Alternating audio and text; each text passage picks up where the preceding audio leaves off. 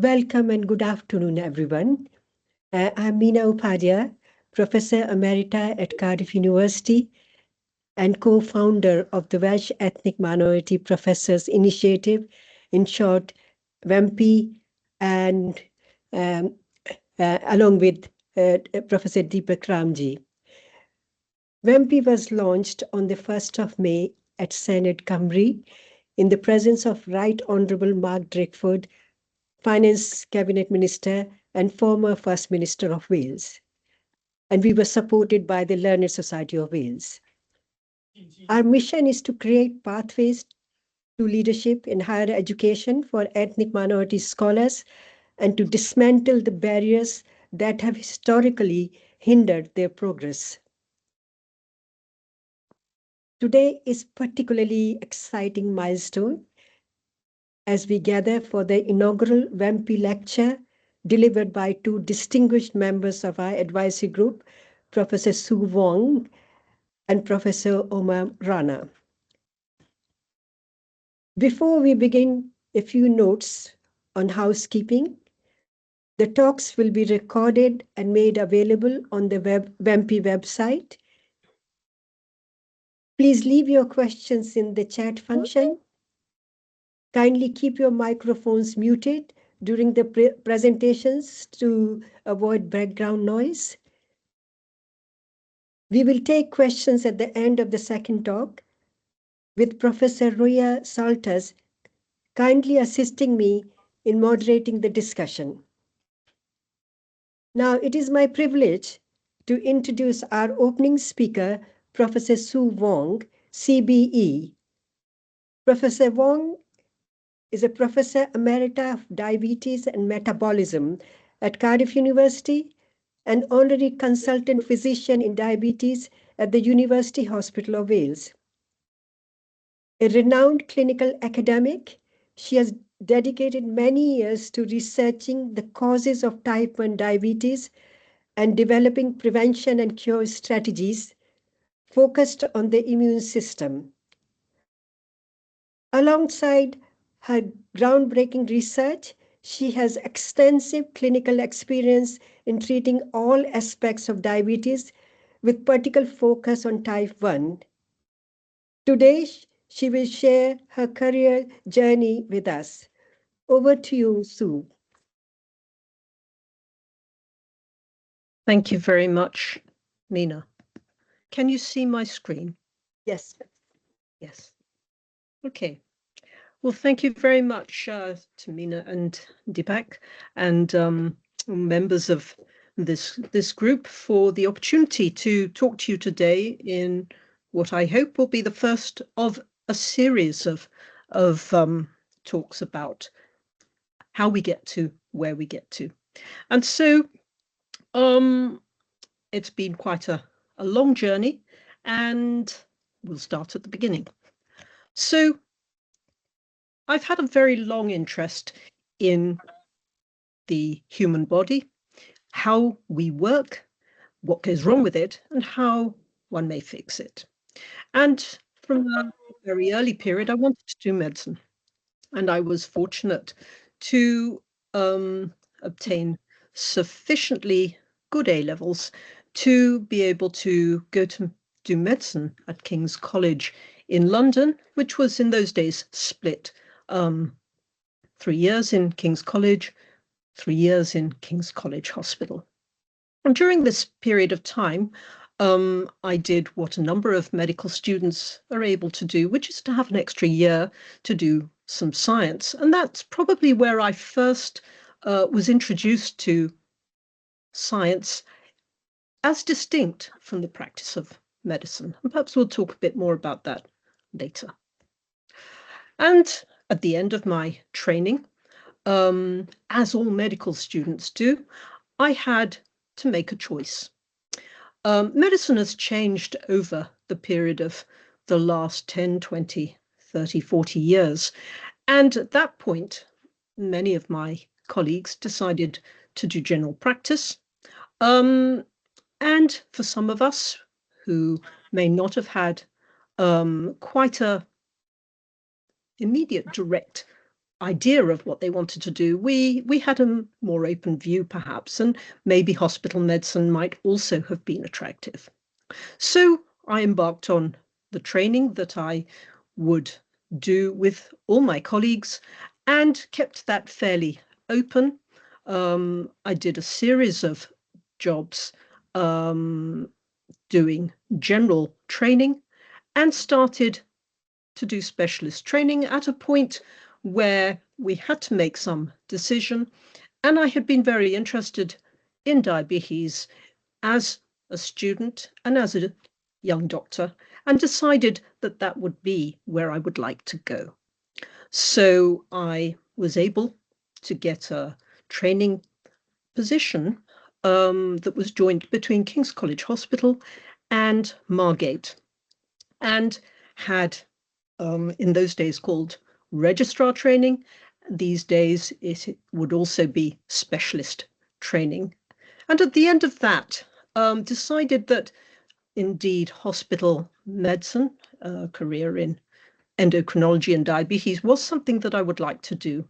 And so as part of that, we were required to have some research training. And so I was fortunate to obtain my first fellowship to do a PhD at King's College, which was about diabetes.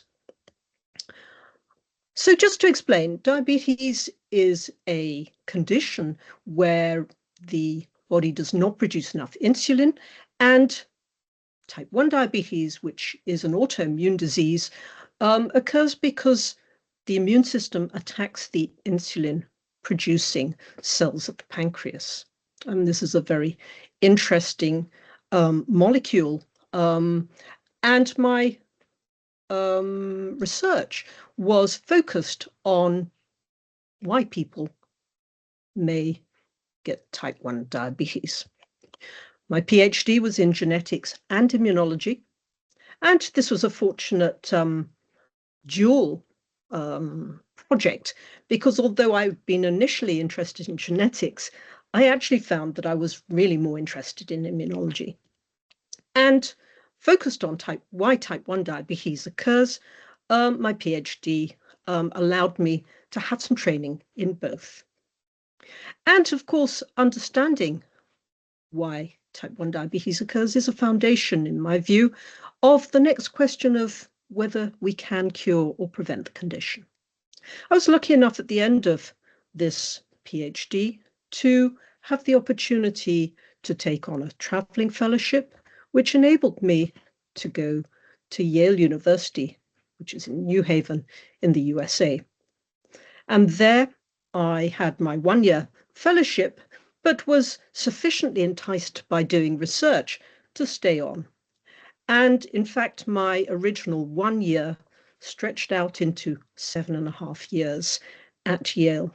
And by this time, I had quite a lot of training now in science, as much training in science as I had had in medicine. And so I was very much trained in both science and medicine. And I had then a number of career questions.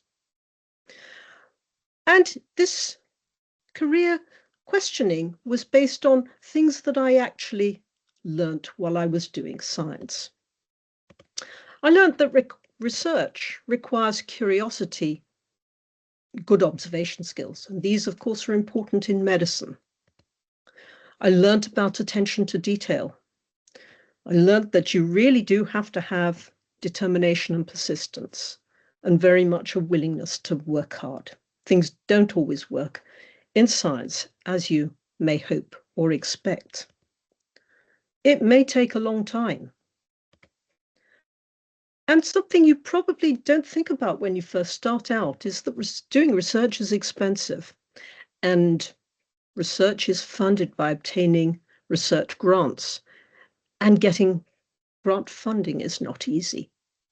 Before I left, I was talking to a professor of medicine at the time, and he said that it was really good to be having the opportunity to go and do the research, but it was tough.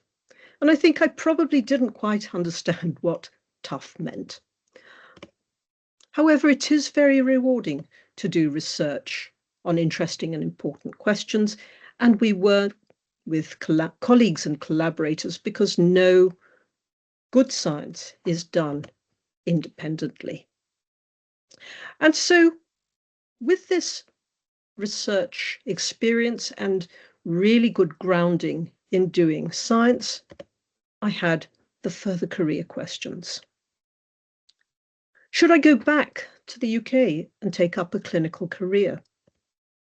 Should I take on what we might consider to be an academic career, which is focused in a university?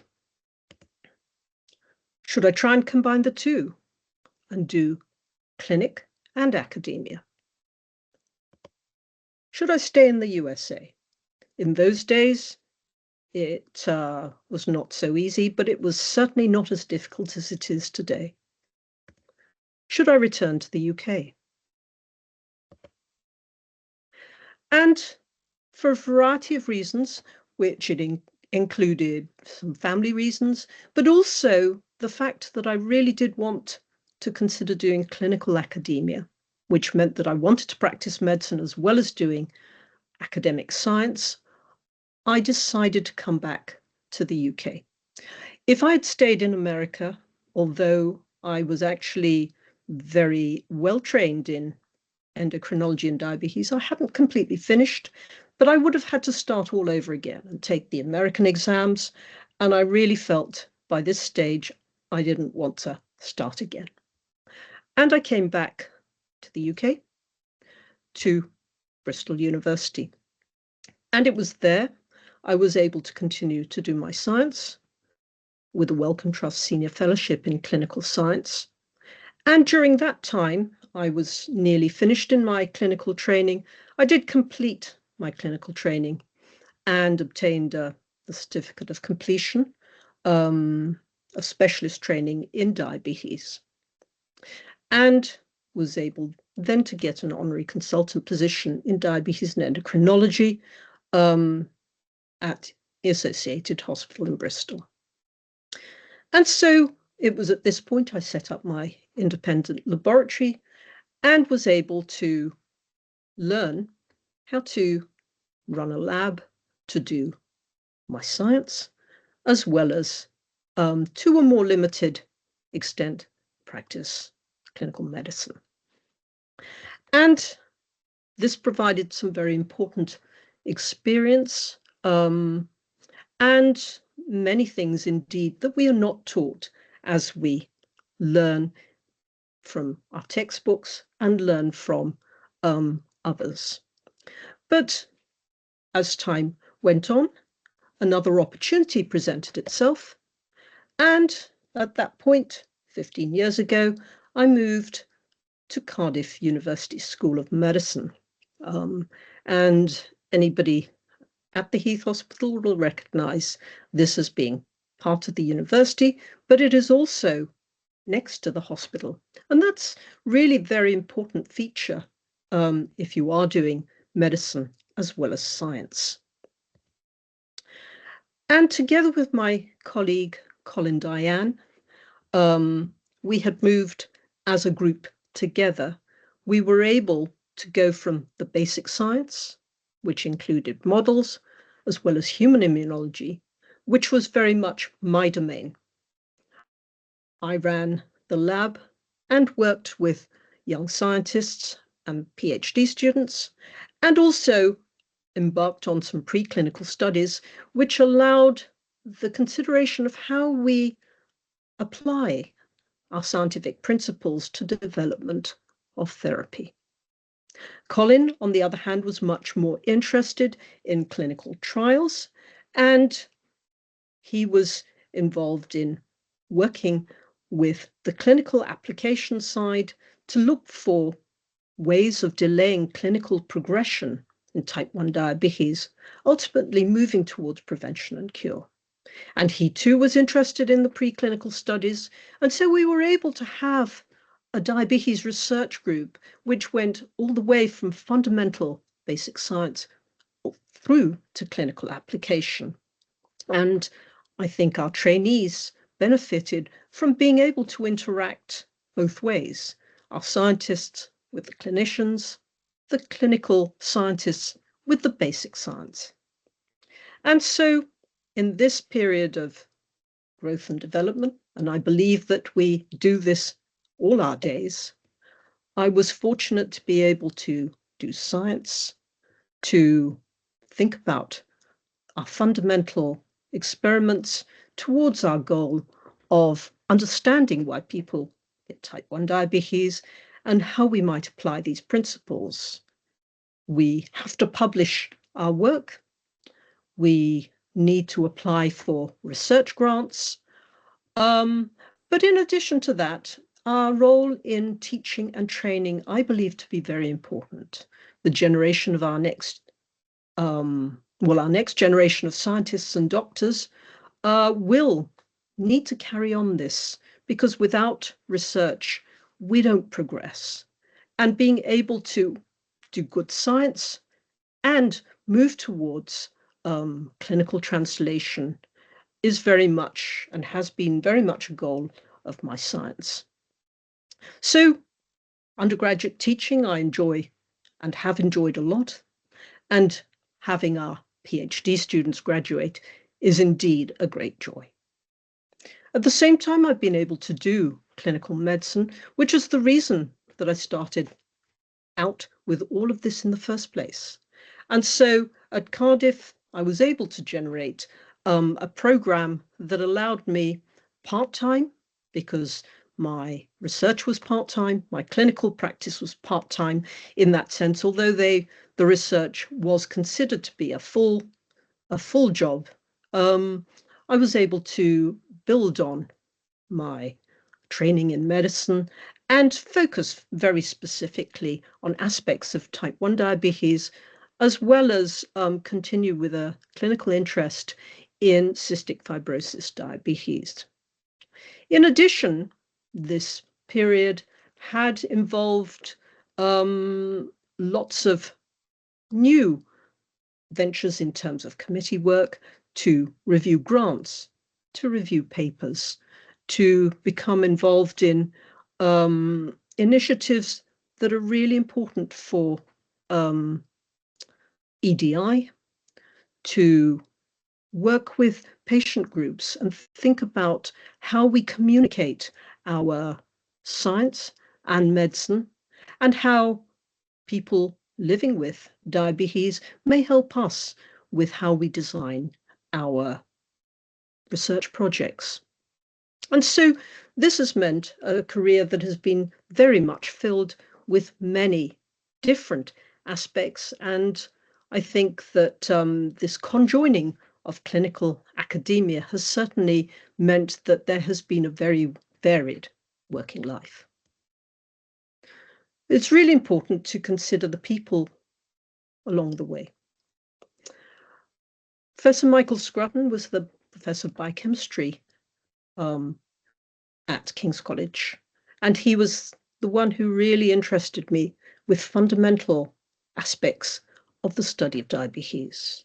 Dr. Peter Watkins was a clinician with whom I had the good fortune to work while I was a medical student, and he is probably the reason why I have done diabetes.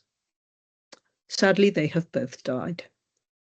Professor Alan McGregor, which some people in Cardiff may know, was the professor of medicine at King's College Hospital, and he was the one to encourage registrars, clinicians who were interested to do hospital practice and research to consider doing basic science research rather than necessarily clinical research.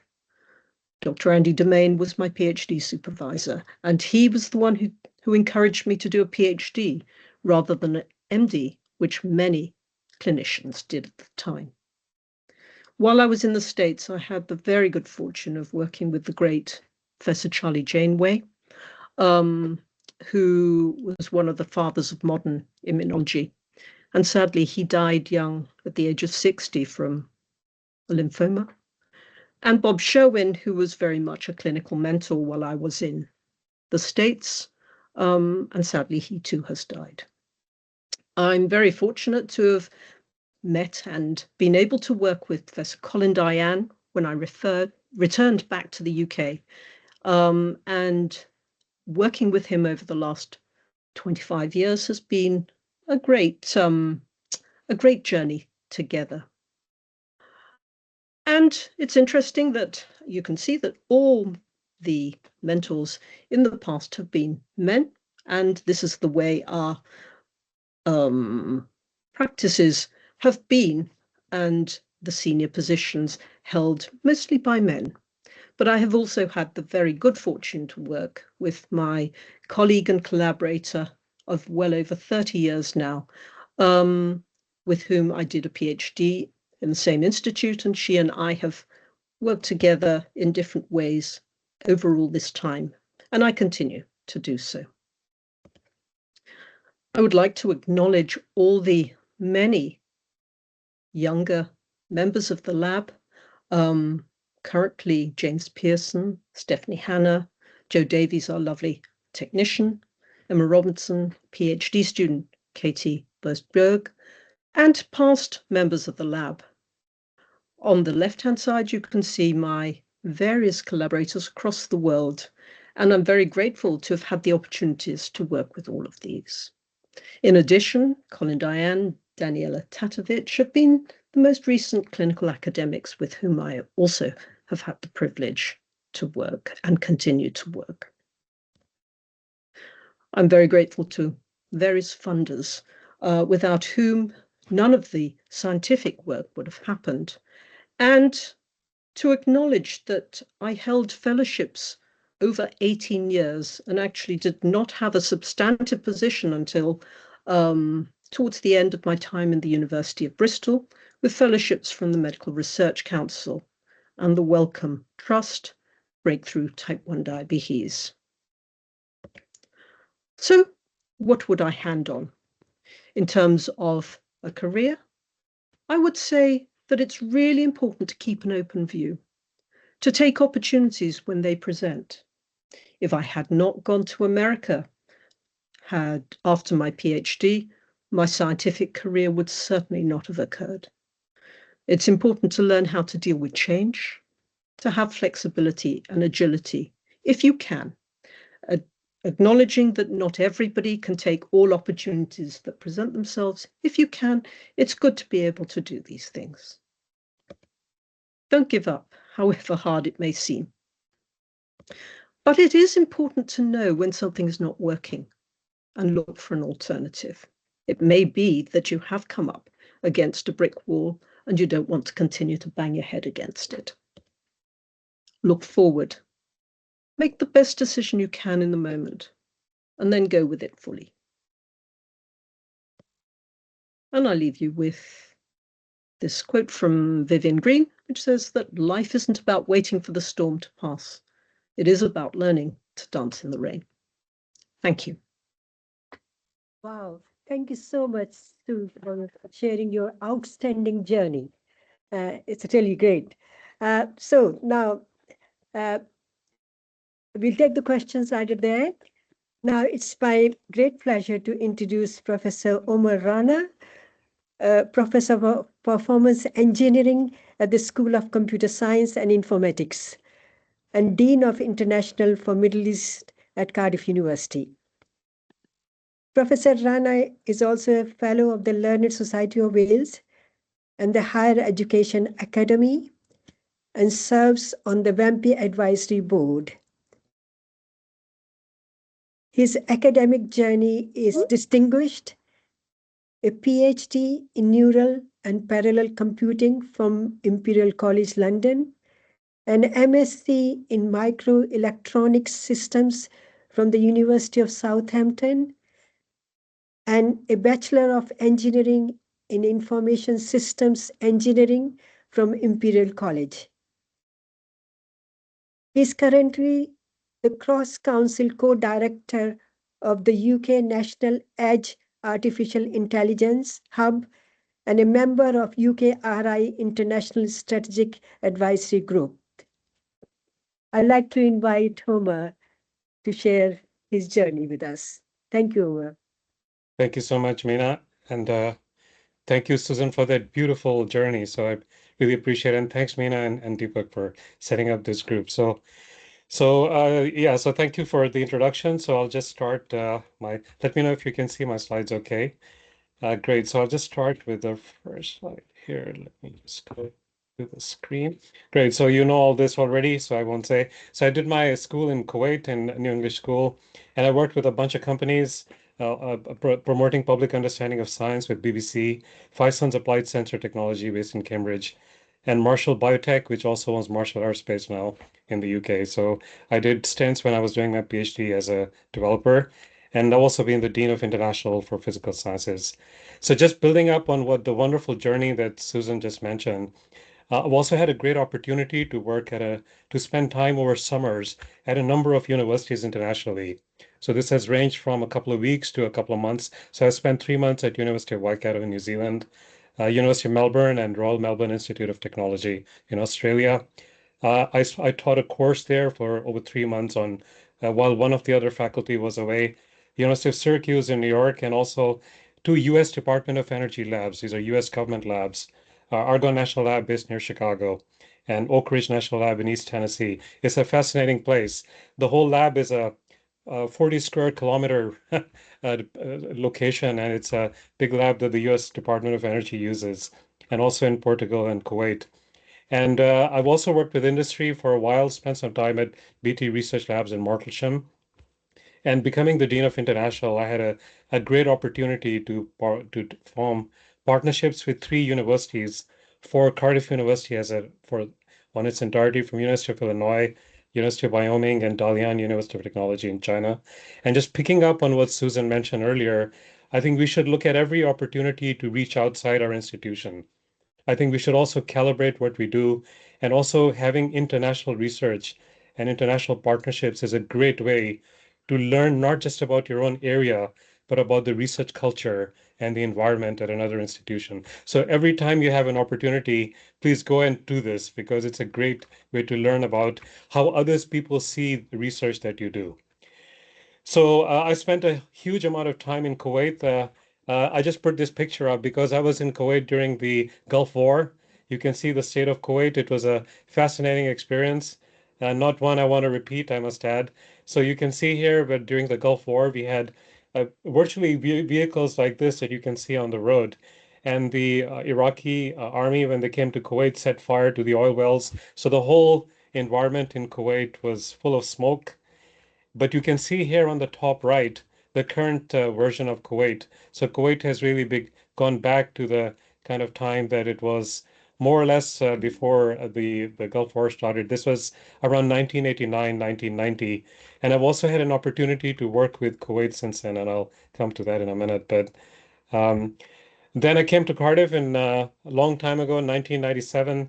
I joined Cardiff University as a lecturer and then moved up to become a professor here. You can see some photos here of the student union, which no longer looks like this. If you come from Cardiff, this is a uh, memory lane, right? Going down memory lane. So, and then we had the 125 years of Cardiff, and then a whole bunch of Cardiff is, if you're outside Cardiff, Cardiff is university is situated right in the middle of the city. So we have the fortunate to have a lot of events, social events that are integrated with our campus, which is wonderful to bring the community to our campus over time. So I've been here since 1997. So this year I had the fortune to bring a mural to Cardiff University to celebrate 125 years of diplomatic partnership between Kuwait and the UK.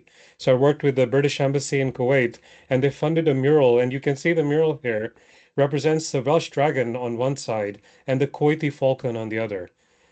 So it was wonderful to actually go back to Kuwait after all those years and get the British Embassy to fund something on our campus. And this is our Pro Vice Chancellor International, Rudy Allman. Right next to next to him is Her Excellency Belinda Lewis, who is the Ambassador of the UK in Kuwait. And on her right and the left of Rudy are the cultural attaché for Kuwait Embassy in London. So we brought all the whole people together to celebrate the mural. And you can see here at the bottom, we have the flag of Kuwait now on the Cardiff campus, which is wonderful. And we also have the Welsh flag right next to it. And this is the Sadhu weave, by the way, which is the way of developing or way of creating these kinds of carpets in Kuwait, and that goes right around the mural. So if you ever come to Cardiff, please visit the mural, and tell. We always tell students about the strong partnership that we have with Kuwait. So I'll just walk you through some life experiences. So I think ultimately, you fear losing what was never yours. Nothing belongs to you but your journey. I think that's very important. So what you take away is all the experiences and partnerships that you form when you become an academic and engage with communities over time. This is Shams Tabrizi. Shams Tabrizi was kind of the mentor to Rumi. If you know Rumi, I'll come to a Rumi quote in a minute. But I think that that's a very interesting angle on what you can do with your academic journey. So, what is my identity? When I reflect on my identity, I feel that I'm Welsh. I've been in Cardiff for a very long time, for almost 29 years. But I also have my Pakistani origins, my Pakistani roots, and also British. I'm definitely British. Spent very long time in Britain. I think that I remember a story that I just wanted to tell. So when I was doing a master's in Southampton, and I was wearing a kurta shalwar, after an Eid prayer, we went to the student union, and I saw this mushroom soup, which didn't quite look right.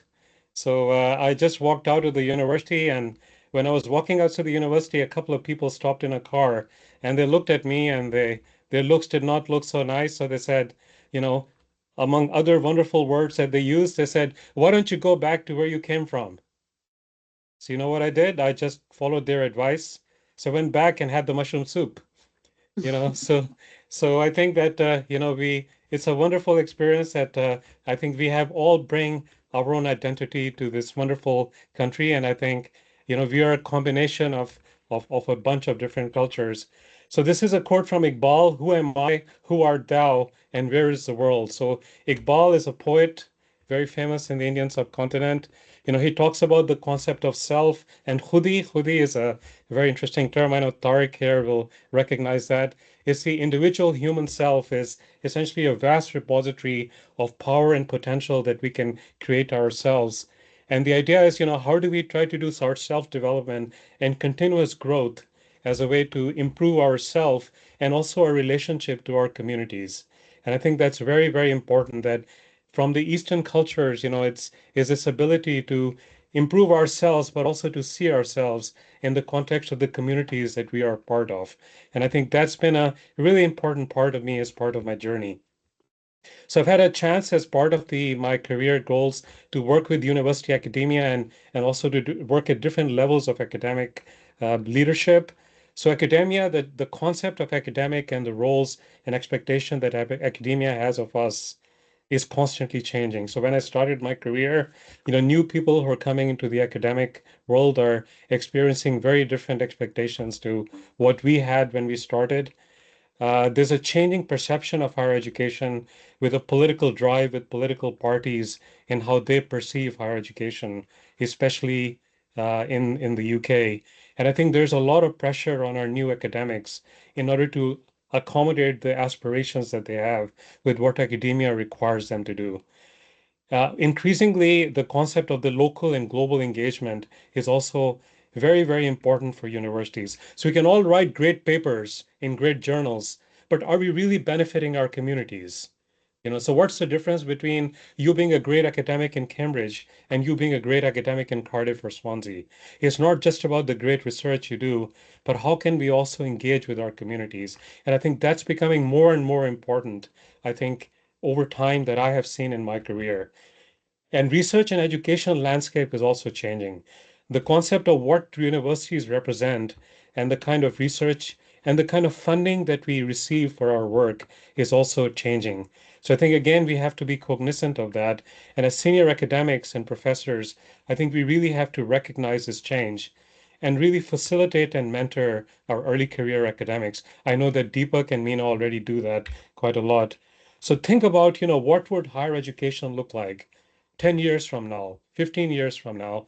And I think it is our role in Wales as this community to look at all four of these aspects and help shape the direction of travel for our own institutions and our colleagues. and work with them in a kind of collaborative manner to help new and early career colleagues to adapt to this change. And definitely it's changing, not just in the UK, but also internationally. I love this quote attributed to George Bernard Shaw. It may not be true, but it says both optimists and pessimists contribute to society. The optimist invents the aeroplane, the pessimist invents the parachute. And we need both in academia. Honestly, I think we need both, and we need to recognize this culture that there are people who are always thinking about positives, and then people who, when this change happens, always go straight to the negatives. And I think we need to work as and balance that kind of thinking a little bit better, because academia brings lots of great people. And how do you kind of harness that community of people in a better way and make our own working environment better is, I think, a key role that we need to play in our communities. I love this picture, by the way. I think that one of the key things that I've learned is to work with energetic and enthusiastic people, because that energy reflects back on you.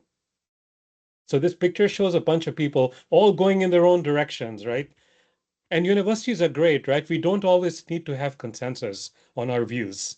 Consensus is good, but consensus is not necessary. I think universities are full of people with great ideas, and we need to reflect on that diversity in many ways.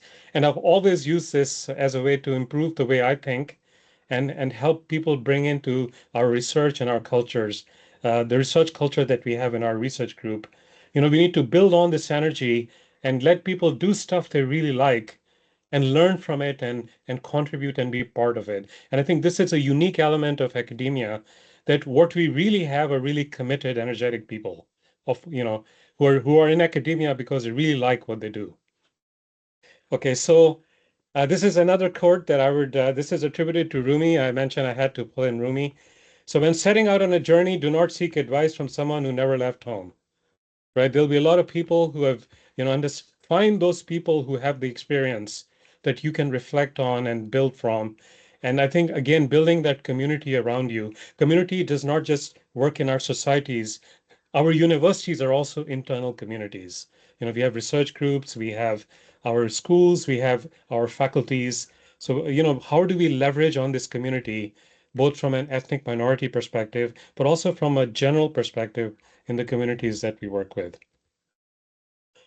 And interestingly, when I had the chance to work in administration and in the other roles beyond being a professor, there will always be people who will tell you it cannot be done.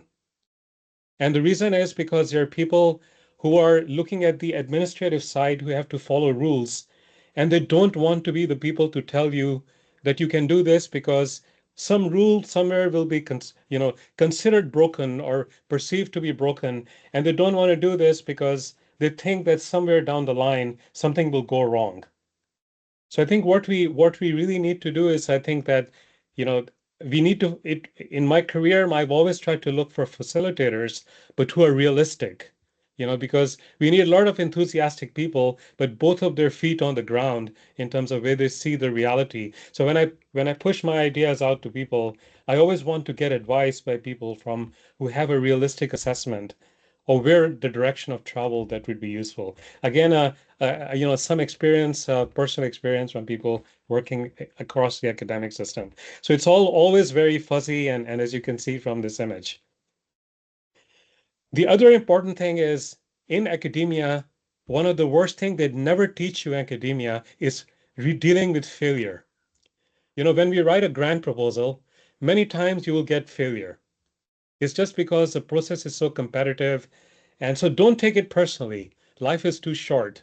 When you get rejection from a research council, many people feel really bad. They put so much time and effort into it. They've got all these letters of support. They've gone out of their way. So life is short. You will never get out of it alive. So the important thing is to take the results of that failure and use it to improve yourself. And I think, feel bad for 2 days. Go shout in front of a mirror if you want. But after 2 days, right, go back to where you were, because that's really what academia teaches you, is the ability to deal with failure. And I think they don't teach you in core. When I went to training programs, they taught me how to write grants, but not what to do when I got the grants rejected. Right. So I think that's really key that we probably don't learn enough of.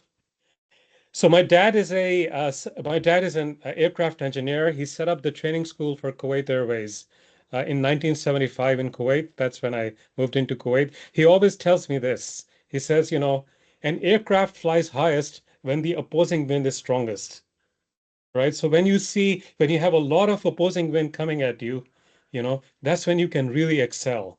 Use that wind in your favor, right? So like an aircraft does.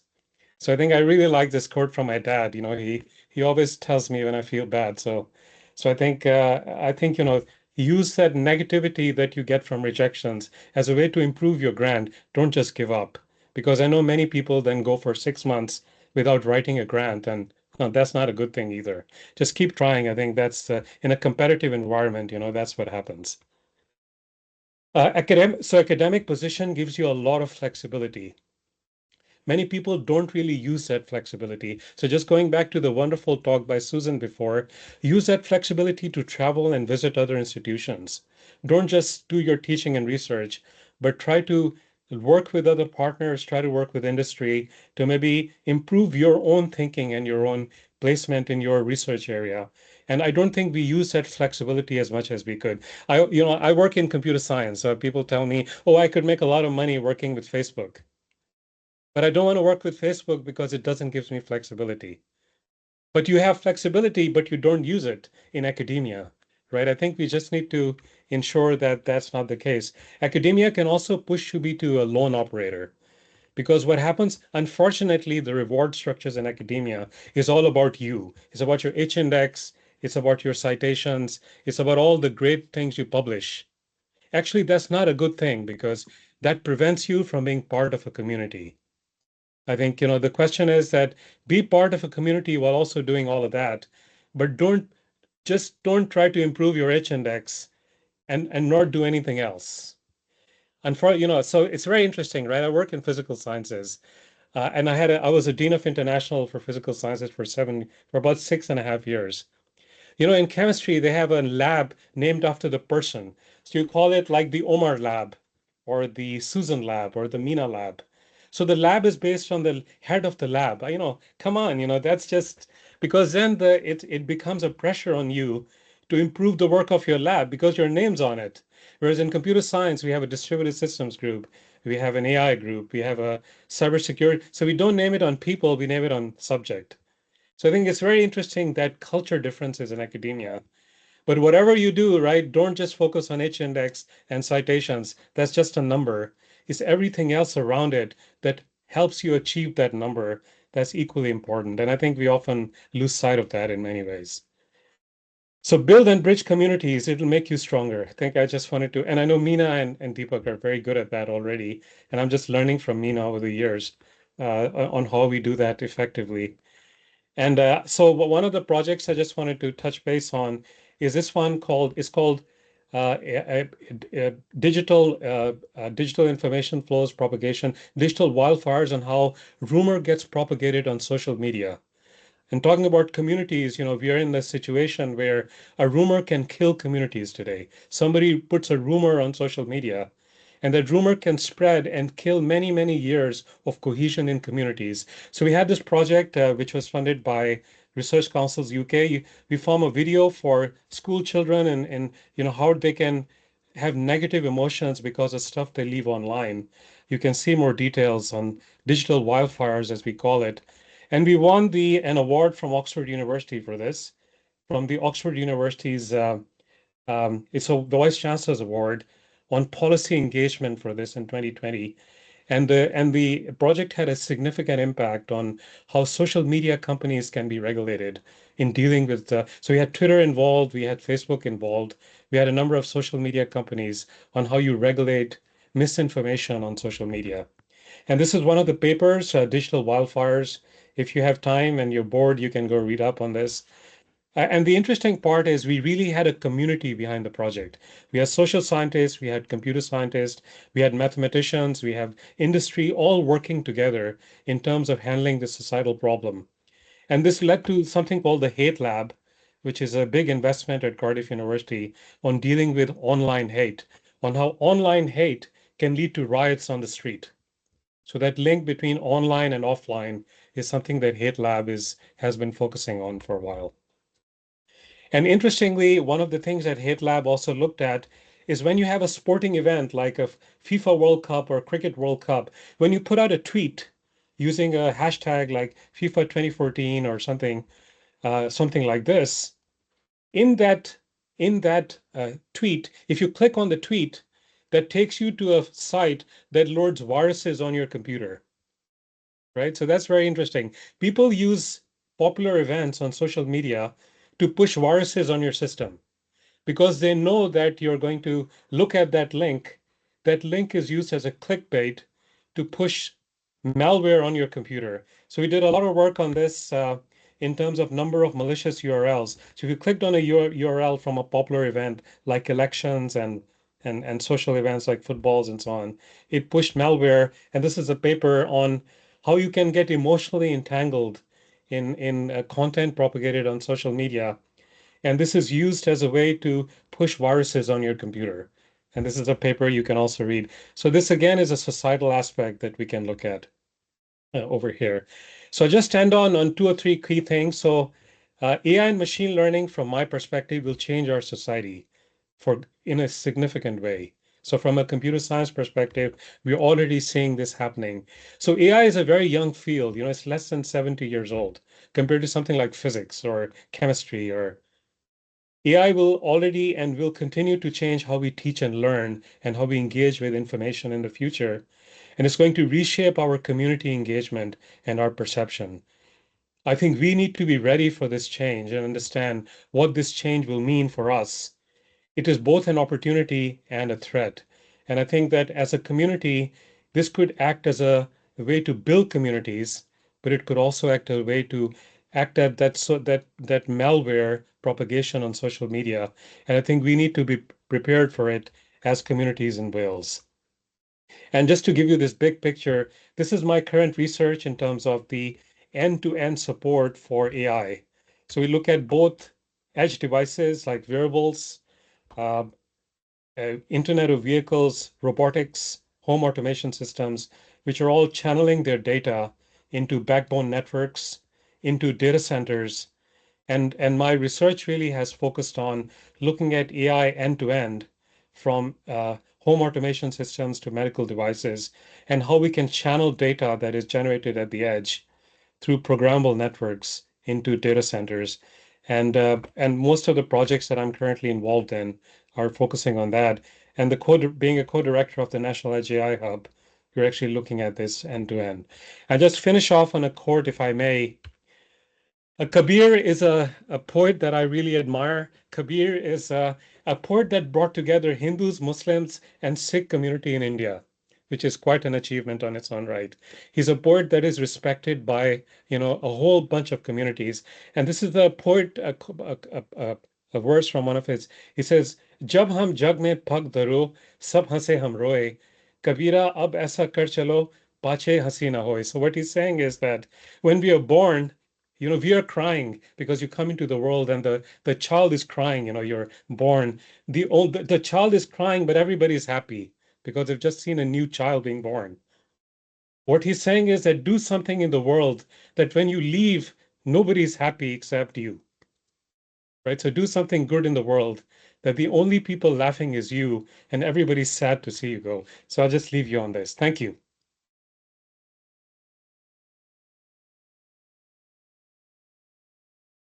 Thank you so much, Omer, for your fantastic and insightful talk.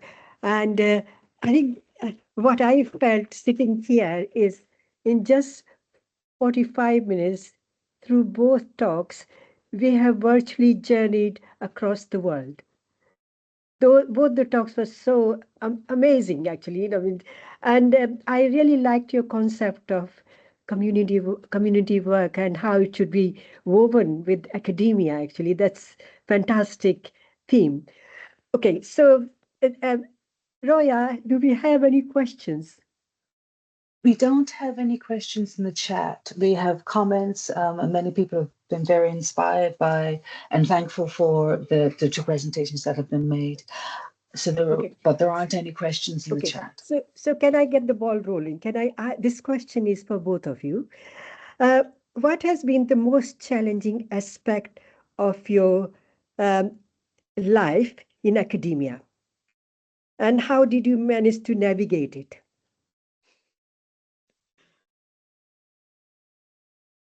Go ahead, Susan, please. So do you want to go first? That's a very big question, Meena. Well, there must be one. I'm just asking for one challenge, most tough challenge. And well, Omer's already referred as well to it. I think the challenge is about the people we work with, about choosing staff who will work well with us and collaborators who we can work with. And there are no manuals for this type of choice. I have had it's been amazing to work with many of my colleagues and collaborators, but it isn't always easy to know how that's going to work out, especially staff that you may be involved in hiring, your postdocs, your students. And I think that certainly is quite a big challenge, because we are as good as the people we work with.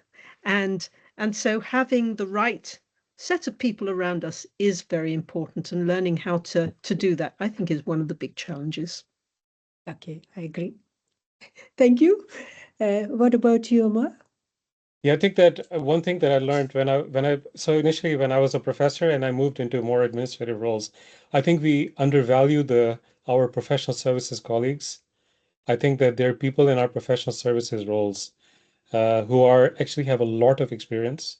These are research services, teaching services, support services that we never really benefit. We just go to them for ask them to do something for us, but we never ask them for their opinions. And I think that that's something I really realized, that actually there's so much experience, because universities are communities, and we only talk about the academic community, and the student community, of course, but not the professional services community. So yeah. Thank you so much. So there is a question from Arindam Datta. Hello, thank you for the opportunity. Omar, really loved your lecture. I'm flying the Kuwaiti flag out there. Hey, very good. Thank you. It sits on my desk all the time. That's because I'm from the dental school, and a huge section of our postgrad students hail from Kuwait. So we've had numerous interactions with the cultural attaché at the Kuwaiti embassy. I really love the idea of flexibility, academic flexibility, but I share some of Susan's experiences in that I'm a clinical academic, and I'm living in a world now where there is a lot of teaching and scholarship that goes on. There is very little time for anything else. Trying to recruit staff is very difficult.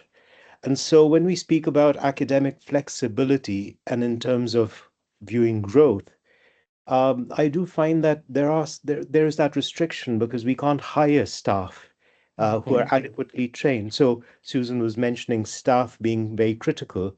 I'm the director of postgrad training taught programs here, and we've simply sometimes failed to gain any staff nationally or internationally who are suitably qualified. How do we kind of balance out our own personal growth journeys with the demands from teaching and the lack of qualified professionals around us? I know we can try and grow our own, which we are doing, but in clinical academia, that takes about 8 to 10 years. Well,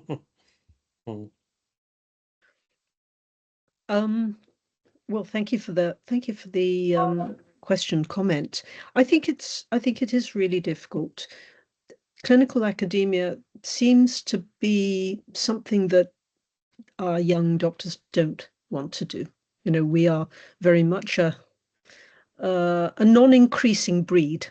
And I think part of the issue is the recognition of the time that it takes, that people want to get to where they want to get to very quickly, as quickly as possible, that the hours, the rewards are not necessarily the same. And we derive our rewards, I think, very much from non-tangible things, the excitement of the research that we do, the moving forward of those boundaries, if you like. And that's not the same as the monetary rewards that you can get, and the more time available if you are simply doing clinical work. And so I think that's one of the things that we will need to address. We need to address it now. How do we make these careers more balanced in those terms and recognize young talent who would do well in that framework without necessarily being able to reward them in the same way as people who didn't take on those challenges. And I don't know the answer to that. I think it's exercising all of us, but encouraging the next generation is going to be very urgent in those terms because there aren't the jobs available for such things. Sorry, I haven't got a solution, but it's certainly a continuing question.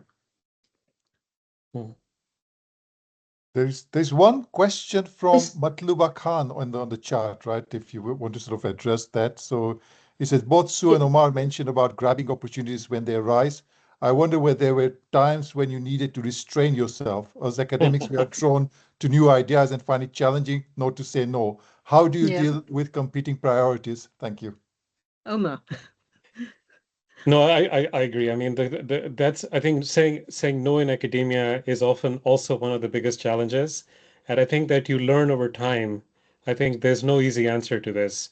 I know that when people start early in their career, it's like this exploratory search and, try to get involved with lots of things. But as you grow in your career, you realize that, there are certain things which I think you learn over time. I think that's where mentorship can really help. I think that's where, speaking to colleagues I think the role of the research group head or other people, is really to help you guide on priorities where they think there's likely to be a return and where they're likely to, you can of course say, ignore them, right?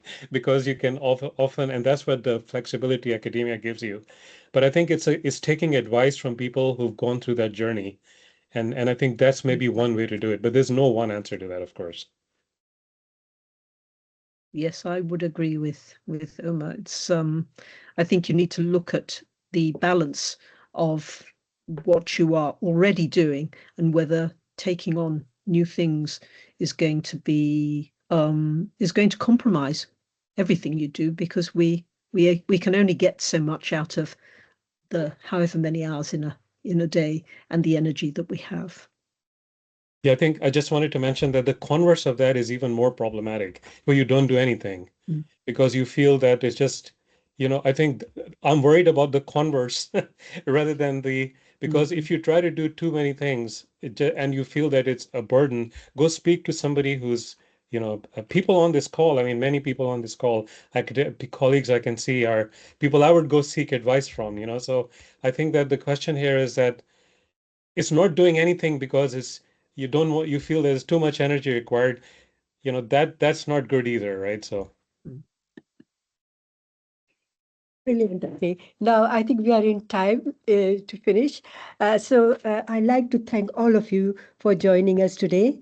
And we are deeply grateful to our two distinguished speakers, Sue and Omer, for sharing their fascinating journeys and expertise and insights. Your contributions have made this inaugural lecture both insightful and inspiring. And thanks to Dipak for organizing this talk. And finally, thank you once again for being a part of this event. We look forward to welcoming you to future sessions in the WEMPI lecture series. So have a nice day and bye-bye. thank you. Bye.